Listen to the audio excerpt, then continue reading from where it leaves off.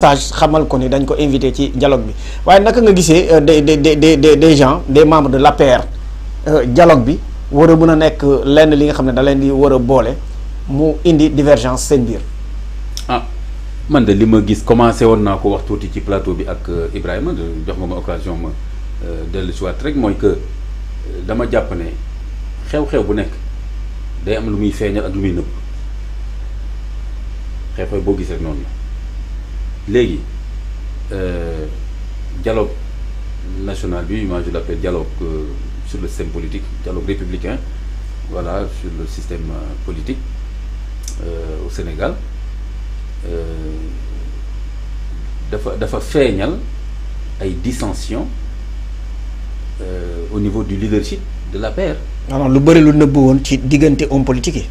waaw parce que du gis nga fa ay kanfoore ay ténors de l'APR yoo xam ni ça fait des mois wala depuis bi des années boo jëlee Abdoulaye Daouda Diallo ça fait des années kenn déggatu ko ci politique. effectivement donc ñooñu nga gis leen ci dialogue ba kon loolu dafay révéler ni ñoom seen kàddu bopp lañ fa demee et que comme waxuñ ne bàyyi nañ APR te APR ne dewuma ci colloque ci dialogue bi ñu jël quand même seen fulla ak fayda bopp dem. Ça veut dire que ni kon pour man ça révèle des tensions au niveau du leadership de l'APR parce que su ma juumul sax gis naa ñenn ci waa APR yu leen xaw a sax ni ñu koy waxee tëkku. si.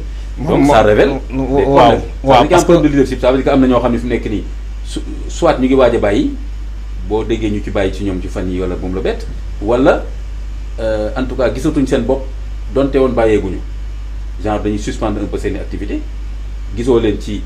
temps yi lu bëree bëri lu APR di def ay sorties ba pare nga gis leen ci dialogue bi même buñ ko layee dañ maa invité man personnellement wala kenn ki sax na genre maa ngi doon jéem a tàggu Macky Sall donc ça révèle en tout cas ci tënk ça révèle loolu nag li ci kanam raw li bët dissension boobu ba ban niveau la toll loolu li ci kanam moo koy feeñal mais ça révèle que y a un problème aujourd'hui au niveau des ténors de l'APR ci seen positionnement est-ce que dañuy continuer au niveau de l'APR wala Amadou Ba ni mu def nii tey def nouvelle responsabilité.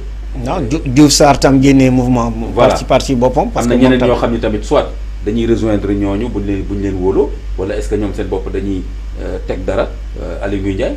Aly Ngouille Ndiaye waaw. am na yëfu boppam. waaw moom am na yëfu boppam sax loolu moo ko tax a bokk ci coalition Benno Bokk Yaakaar loolu la ñu bëri di fàtte dafa amoon. voilà mouvement ba daal di dugg ci li nga xam ne coalition Benno Bokk Yaakaar. dañ koy faral di fàtte. waaw même sama mbokk boobu Adji Bergane Kanouté.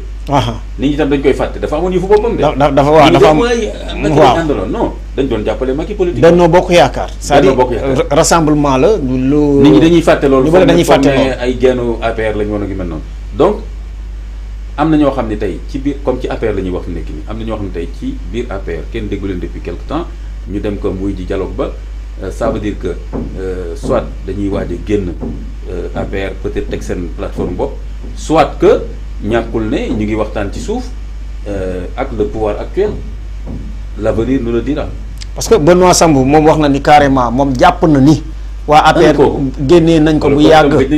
voilà nee na parce que amul lenn li ñuy organiser que ça soit ay waxtaan wala ay concertation ci biir APR wala ci siège bi ba moom ñu daal di ko invité donc dafa mel ni nee na ñoom dañ ko exclure déjà ci appareil bi moom loolu la jàpp moo tax mu génnee mouvement boppam léegi. donc ça veut dire que yow li ngay expliquer ni li nga xam ne nag xamuñu ko. ça corrobore. voilà dialogue bi moom moo explosé lu bëri aw moon boobu élément bi nga wax ci Benoît Sambou. mais yooyu yëpp ni ma la ko waxee rek ça révèle les tensions parce que booleetuñ ma ci lii dootuñ ma yëgal nangam loolu yëpp ça montre des éléments de tension et de fracture au niveau du leadership n'est-ce pas au plus haut niveau. de l'APR et je pense que Macky Sall actuellement est en difficulté par rapport ak gestion wu parti bi au plus haut niveau am na lu mu fi bàyyi am na lu mu mettre en place mais je ne pense pas que ça suffit maintenant loolu li ci kanam raw di bët. mais Imam est-ce que cassure entre Macky Sall ak Abdoulaye Daouda Diallo ñii nekk ci langue politique bàyyiñ ci xel ndax gis nañu ni Macky Sall fi mu doon yónnee ay nit Abdoulaye Daouda Diallo moom mooy jiitu wala day bokk ci délégation bi mais gis nañu ni. lii nga xam ne moom mooy Daaka bi la délégation boo représenté Macky Sall gisuñu ni Abdoulaye Daouda Diallo moo ko jiite yaakaar naa dañu bëre ci la ñuy comprendre ni xëy na Abdoulaye Diallo Daouda Diallo même jamono Macky Sall sax maanaam du ñuy wax ni nañu soutenir le candidat Amadou Ba moom nekkoon na ci candidat yi waxoon ni bëgg nañ dem élection ci dernier candidat bu dem rejoindre le camp Amadou Ba. d'accord ci woon du tout. d'accord ci woon parce que dafa jàppoon ne moom la ñu war a sam. voilà parce que journalistes yi sax bàyyi nañ ci xel ñu ne amul benn yoon bu mu tudd Amadou Ba ci guise de soutien noonu dafa mel ni Macky Sall moo tax mu regagné foofu noonu jàppal leen waaye. waaw defu ko pour Amadou Ba. non loolu c'est clair loolu wax boobu faranku lay na moom. moom y a pas débat c'est-à-dire que ne Abdoulaye Daouda Diallo dafa jàppoon ni moom moo waroon nekk candidat et que reconnaîtrewul en fait. c'est membre fondateur la tam ci APR. waaw reconnaîtrewul leadership bu Amadou Ba ça c'est clair ça c'est clair. waaw loolu c'est clair moom. léegi nag dama ragal ni au-delà de ça bi Amadou Ba demee léegi defar nouvelle responsabilité léegi moom mu des ba tey APR est-ce que ba tey tax na Macky jox ko APR c'est pas encore le cas donc Abdoulaye Daouda Diallo je pense qu'effectivement il est dans une situation je pense compliquée et que ça ne m'étonnerait pas que moom mu ëllëg mu teg plateforme boppam wala que sax peut-être mu rejoindre je sais pas pourquoi pas le pouvoir actuel s'ils n'ont rien à lui reprocher et cetera donc.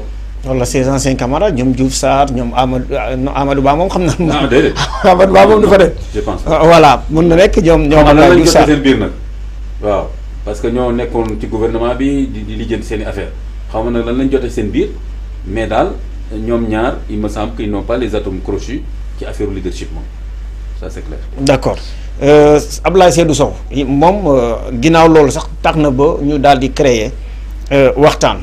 au sein de l'APR dem nañu convoqué benn réunion secrète entre ñoom di xool naka lañ koy jàngatee naka la ñuy jàngatee pour def sanction ñi génnagul APR te dem fii nga xam ne moom mooy dialogue ba moom Abdoulaye xamal na ni moom biñ ko invité envoyé na message le président l'ancien président Macky Sall waaye tontu ko te message boobu tam révélation message boobu tam indi na coow ci APR.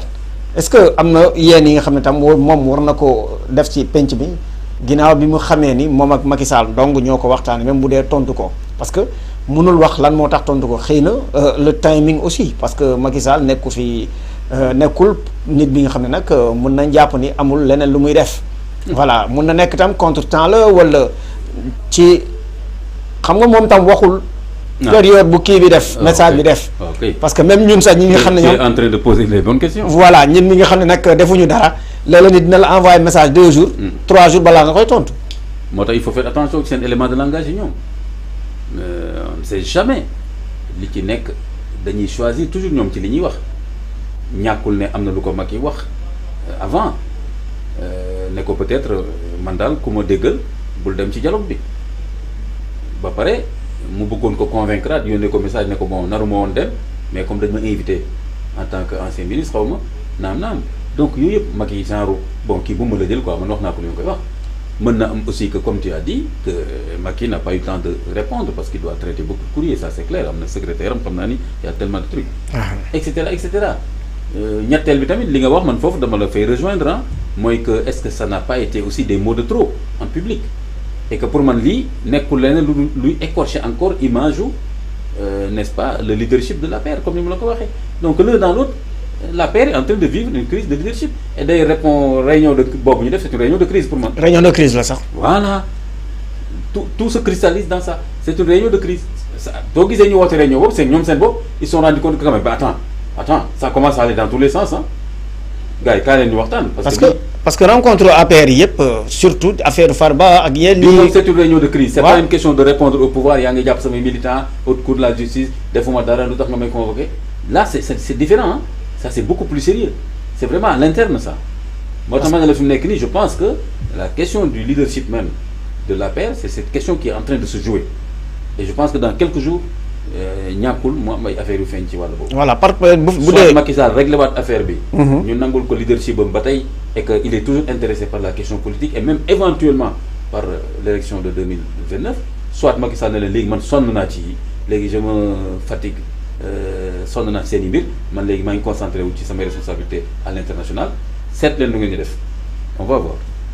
d'accord parce que Abdoulaye Seydou Sow lu tax ñu bëri mere ko ci APR mooy c'est l'un des rares leaders bu dee ñeene gisuñu leen comme tudd naa fi Abdoulaye Daouda Diallo xëy na gisuñu ko aux côtés de ñeeni ci leader yi waaye Abdoulaye Seydou Sow à chaque fois wala dafay bëre ci nu muy ñëwee ci siège u parti APR surtout bu ñu fa wootee dañuy gis ni Abdoulaye Seydou Sow day nekk ci wetu ñi nga xam ne nag ñoom ñooy waaw moom chaque fois parce que moom par rapport aux autres par rapport ak Aly Ngouille Ndiaye kenn du ko gis Abdoulaye Daouda Diallo pratiquement pas mais moom souvent mu ngi ak ñoom donc ñoom Aly Ngouille Ndiaye daal ñoom Aly Ngouille Ndiaye par exemple xam nga il n'est pas de l'APR. Il n'est pas de l'APR, non. C'est pas normal c'est pas un problème ñu bañ ko fa gis ki nekk Yoff nekkatul APR donc. ñooñu non Abdoulaye Diouf Sarr waaw. c'est normal ñu bañ leen fa gis. moom tam ñëwatul. par contre Abdoulaye Daouda Diallo moom ba tey waxul ne tekki na ndombam ci APR Sow aussi.